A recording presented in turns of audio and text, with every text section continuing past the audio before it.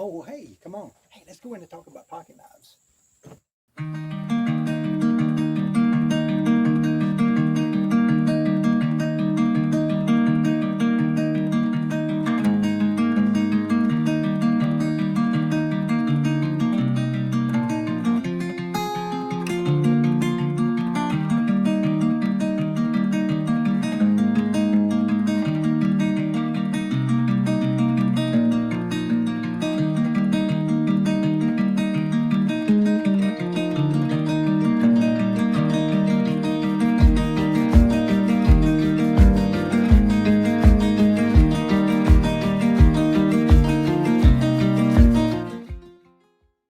I received 2 knives from Frank in Marlboro, New York. This one is an Uncle Henry, of course, made by Schrade. And then he has this beautiful Schrade Walden Mariner's knife. This thing is absolutely gorgeous.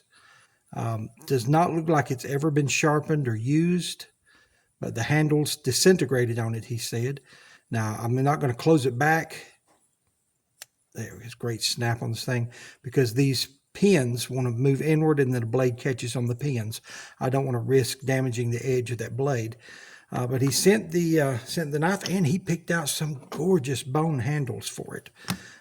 These are just beautiful amber colored, or I don't know. That's what I would call it, amber colored. It's kind of got that beautiful root beer glow to it that some of these old bone handles have. These are not aged, but they're dyed to look aged and to look a lot like stag. And we'll see if we can't do this knife right with that. Well, thank you for joining me for another knife journey. Let's dig into it, see what we find. It's very easy to remove the pins from a knife with no handle scales. You simply clip the pins off and let the ends fall out. I've decided that I will not disassemble this knife while replacing the handles if I can help it. The knife is in pristine condition other than these scales, and I don't want to introduce problems that do not exist already. The only part of the knife that I will remove are these pins and the back spring.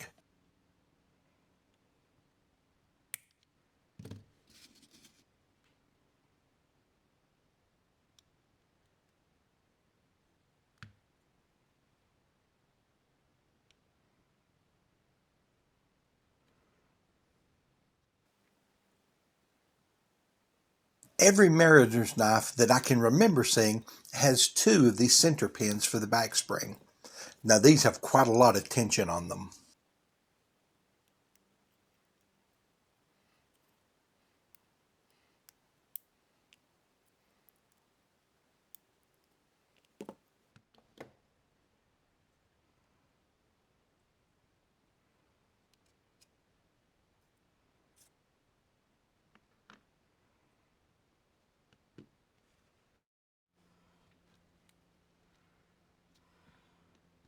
I'll mark the handle scales for their length first. Now, of course, I'm turning them around different ways, trying to capture the best look of the bone. Sometimes there are flaws that I'm trying to avoid, but this time it's just very subjective. A piece just feels right when turned one direction compared to the other. I have trouble defining that, so I just go with my gut instinct on it.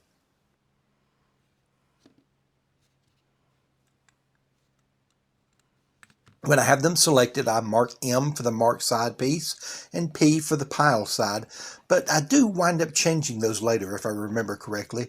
As I work the pieces down, I just put my favorite one on the front, the one I think looks best.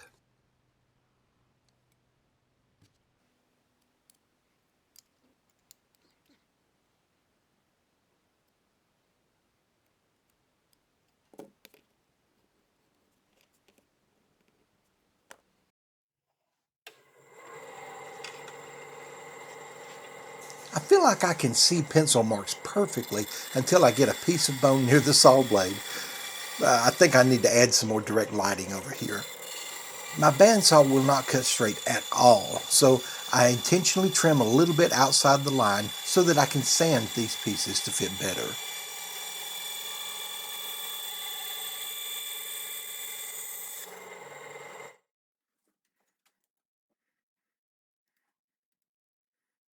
I'll sand these handle scales with a 180 grit belt to try to square up those cut edges and to match them up against the bolsters.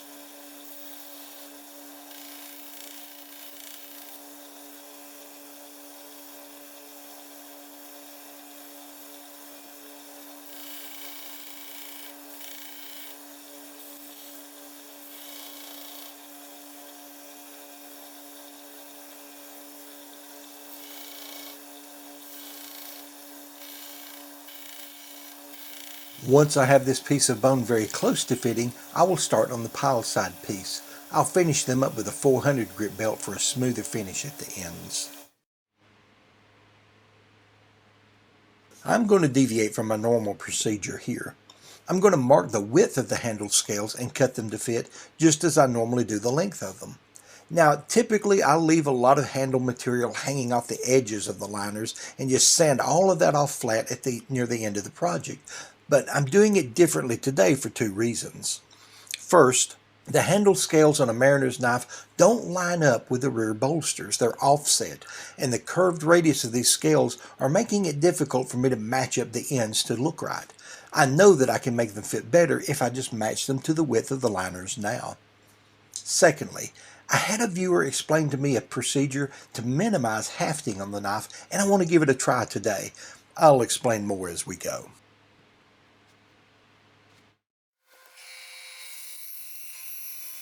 I'm using a block of wood to push the bone slabs through that bandsaw to protect my booger diggers.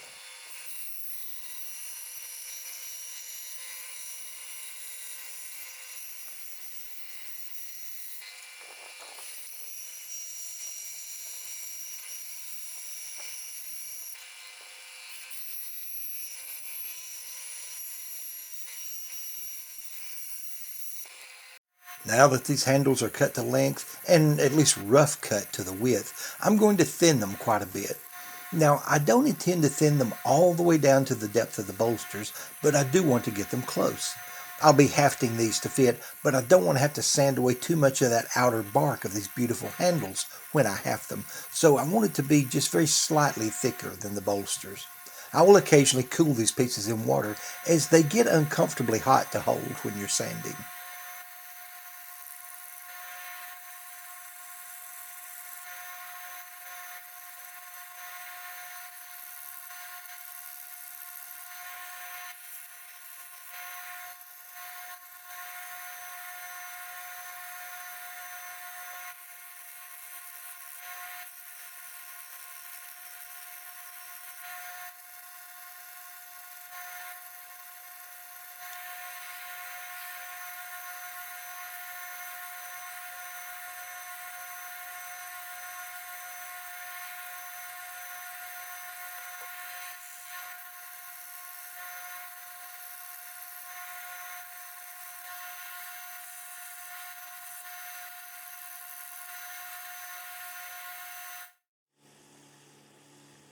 Accidentally, I did not turn on the overhead camera, so I did not capture a good angle so you can see what I'm doing here. But while holding the scale in place, I'm drawing a line against the end of the scale, outlining it along the edge of the bolster. Then I will remove it half the scale down to that line. By doing this before I attach the scales to the liners, this lets me match the scales to the bolsters without having to sand the bolsters themselves.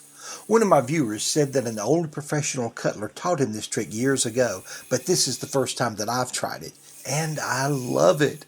Now, of course, I'm a bit timid, and you see me go back and forth several times until I get it right, but I'm sure that I'll get better with more experience.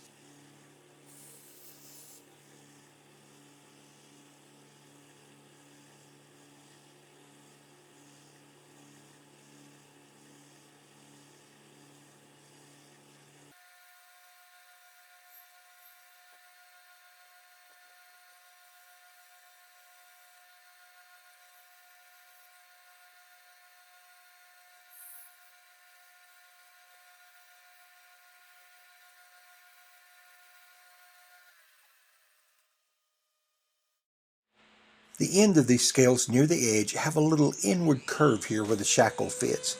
That curve is too small for the belt sander, so I'm shaping it with my Dremel instead.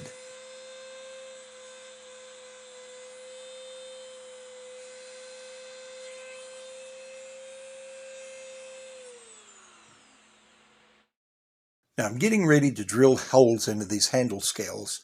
As you've probably seen me do a few times before, I will drill each one from the opposite side. I will hold the scale up in place and go through from the scales on the other side through both liners and drill all the way through from basically the inside out. But the most remarkable part of this is how yellow my hands are getting from sanding on these scales. I didn't realize how bad that was until I came back and watched this video.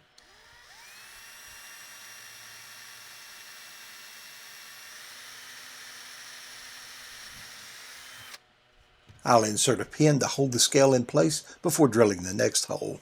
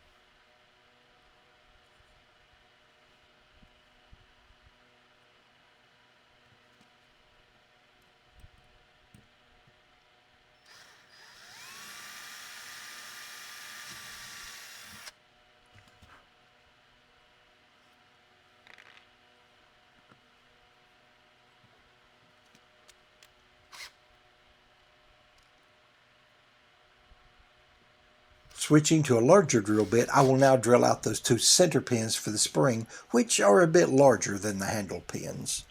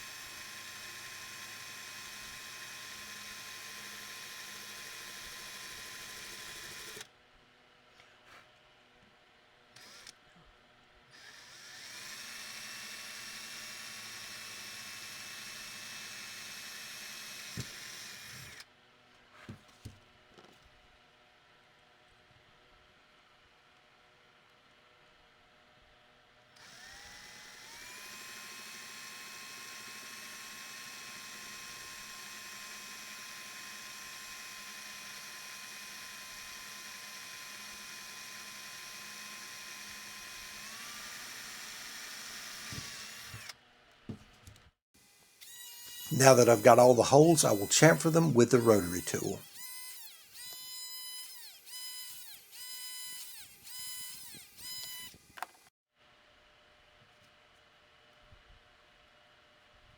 Now, in case you've not seen me do this on previous knife repairs, I'm using modeling paints to tint the glue in an attempt to match the color of the handle scales.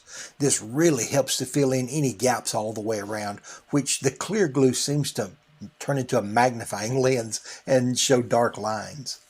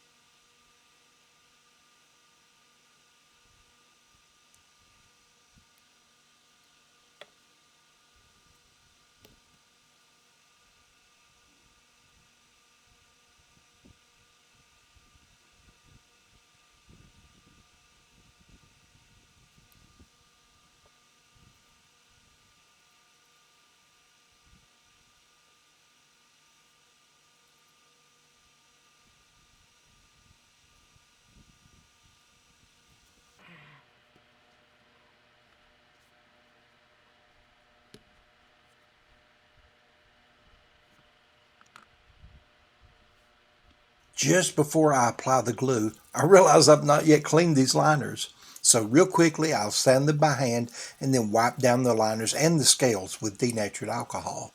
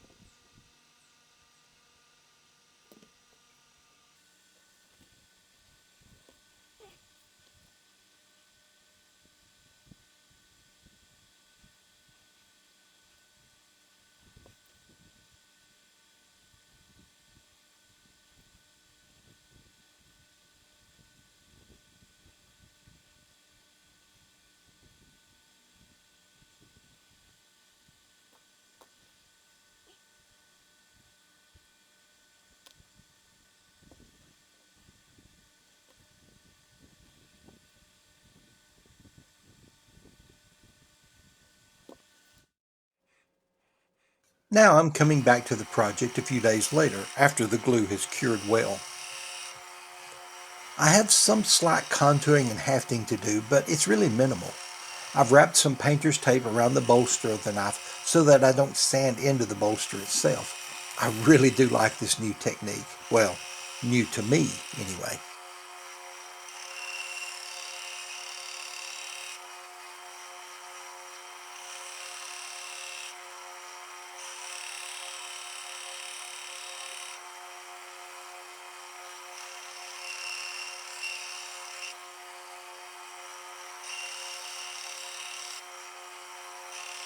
You know, I enjoyed school as a child, and I know not everyone does, but I'm nerdy, I love books, and it was my thing. But I wonder if I would have enjoyed it nearly as much if the tests were as stressful as the one God put before the children of Israel in Deuteronomy chapter 30, verse 19. You see, God posed a question to them and gave them a choice, and if they passed the test, they lived. If they failed the test, they would die. That's a lot more stressful than the test I had in school. But here's the choice God put before the children of Israel. He says in Deuteronomy 30, verse 19, I call on heaven and earth as witnesses today that I have offered you life or death, blessings or curses. So he set the choice before them. If they make the right choice, it is life and blessings. If they make the wrong choice, it is curses and death. But then God does this wonderful thing in his infinite mercy and grace. He told them the right answer. He finishes that verse by saying, choose life so that you and your descendants will live. It's like the teacher gave a test where if you fail it, you die. If you pass it, you live. And then the teacher leans in and whispers and says, psst, the correct answer is life. And that's what God does here. You see, he does put the choice before us, and everything hangs upon how you make the choice. Will you follow God? And will you choose life? Will you choose him? Or will you turn your back on him and choose death? And he'll let you make that choice. But the entire time, he wants you to make the right choice. He's giving you the correct answer. He loves you enough. He wants you to choose life.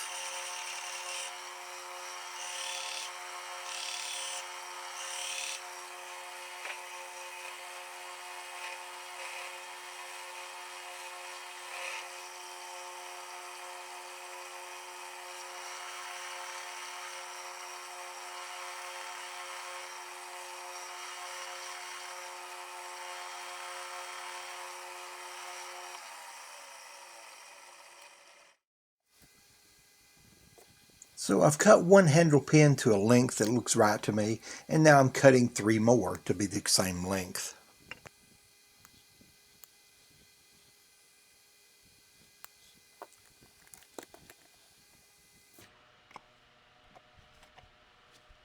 I'm placing a larger pin inside the vise going horizontally to act as a stop to keep the smaller handle pins from falling through. There's a groove machined into the vise jaws, and this pin just fits. My plan is to clamp the handle pins into a vise and file a V onto the inside end. This really helps that inside end to flare outward when I pin it so that the pins remain in place very well. Now this works similarly to the dimple that's machined onto the inside end of the Schrade factory handle pins. I wanted to use those on these handles, but the bone is just a little too thick for them to fit.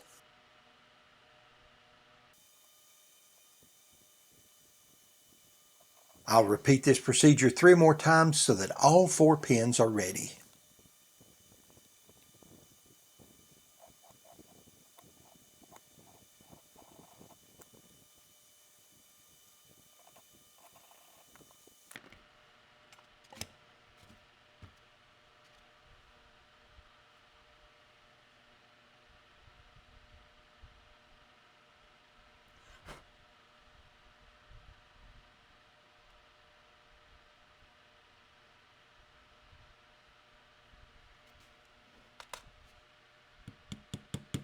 I first hammer straight down on the pin to flare out that inside end against the brass liners. Once that's done, I will trim the length exactly where I need it to be, smooth and file and pin the outside of the pin.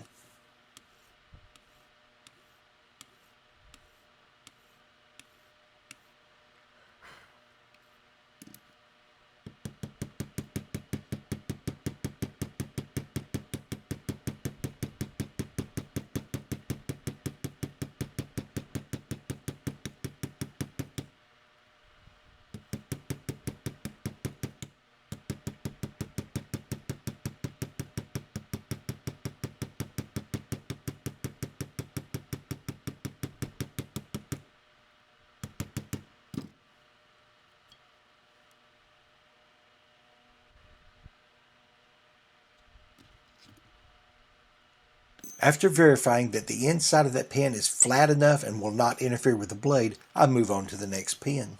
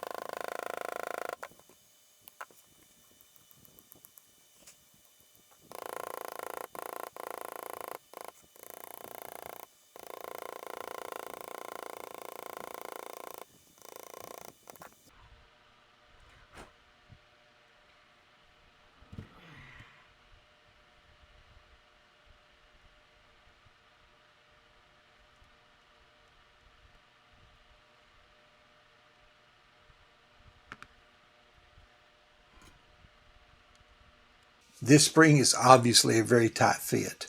Not only does it fit tightly against the liners on each side, but the knife also has a lot of snap in the blades once the spring is in there, so it's got to have a lot of tension there too. This is the first time that I've repaired a mariner's knife, and I'm wondering how I will compress those back springs in order to install the 2 center pins.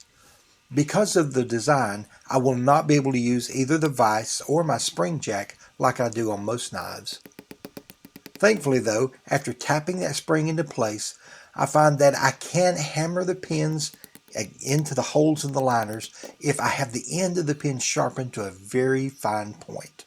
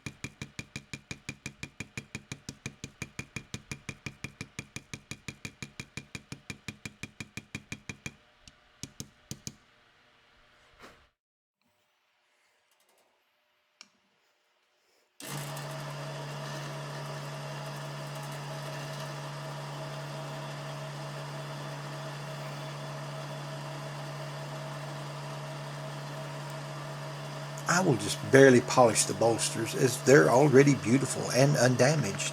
Most of my time will be spent polishing the bone in those brass pins, but really even that doesn't take very long. The bone sanded to a really beautiful finish and absolutely shines after just a little bit of polish.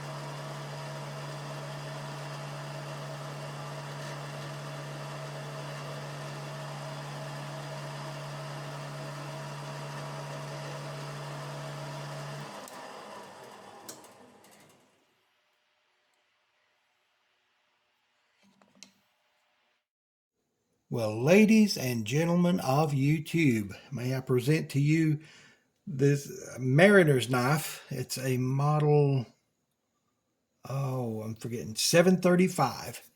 735 Schrade Walden era mariner's knife, sent in, of course, by Frank from Marlboro, New York. He also sent the Uncle Henry that needed a new blade, a new bolster. And again, I've got a little bit of oil on the knife. I like to clean them up and oil them before I ship them out.